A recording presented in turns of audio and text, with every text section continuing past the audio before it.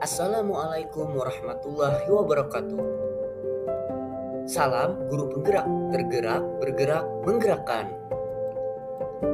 Perkenalkan, saya Muhammad David Amrullah, calon guru penggerak Angkatan 10 Kabupaten Tanah Bumbu.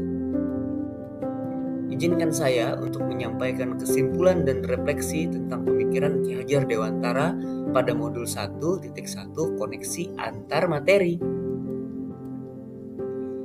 Menurut pemikiran Ki Hajar Dewantara, pendidikan dan pengajaran tidaklah sama. Pengajaran adalah bagian dari pendidikan. Pengajaran adalah proses pendidikan dalam memberi ilmu untuk kecakapan hidup anak secara lahir dan batin. Pendidikan pada hakikatnya adalah menuntun atau memberi tuntunan terhadap segala kekuatan kodrat yang dimiliki anak agar ia mencapai keselamatan dan kebahagiaan yang setinggi-tingginya, baik sebagai manusia maupun sebagai anggota masyarakat. Pendidikan menciptakan ruang bagi murid untuk bertumbuh secara utuh agar mampu memuliakan dirinya dan orang lain serta menjadi mandiri.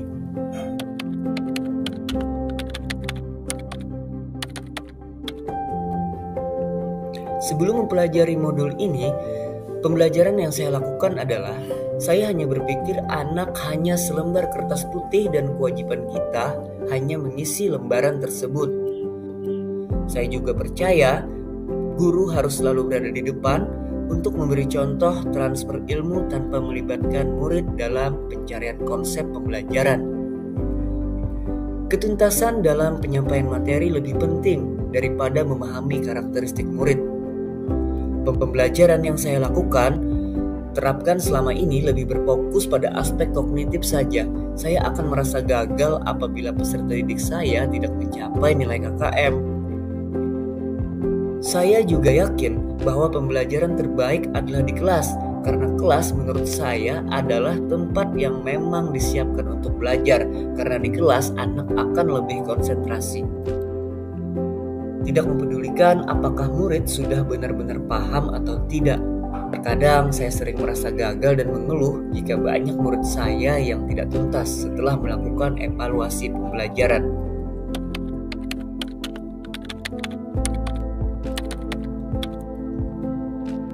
Setelah saya mempelajari modul ini, saya merubah cara pandang terhadap pendidikan dan kepercayaan saya selama ini terkikis.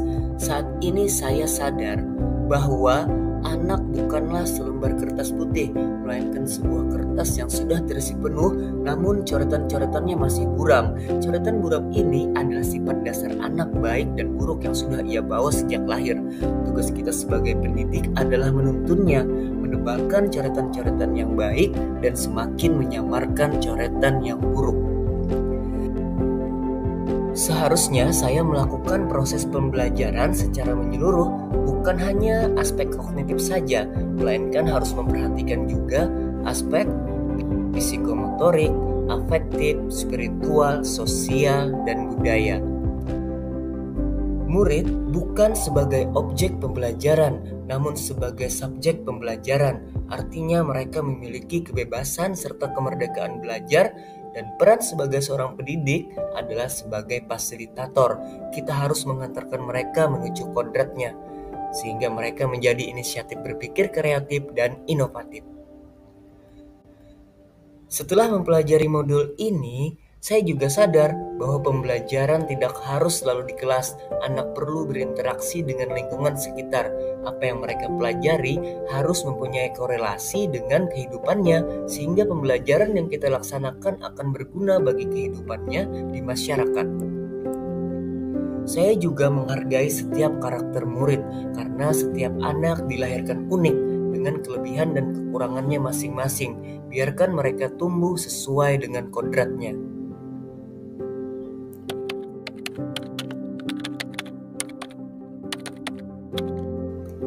Yang dapat segera saya terapkan dalam pembelajaran di kelas antara lain merancang pembelajaran yang interaktif dan menyenangkan, melibatkan murid sesuai metode student center.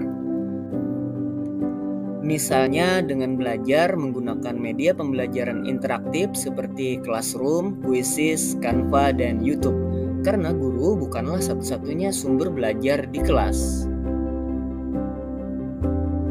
Saya juga akan menerapkan pembelajaran kontekstual di mana menjadikan lingkungan dan kearifan lokal sebagai sumber belajar, sehingga peserta didik akan mampu mengenali, melestarikan, dan mengembangkan kebudayaannya. Contohnya dalam kegiatan adat, pesta laut maupun retase, ikut bersama masyarakat sekitar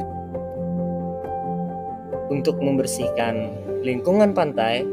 Hal ini agar bisa menjaga nilai kearifan lokal dan menguatkan sikap religius dan toleransi anak.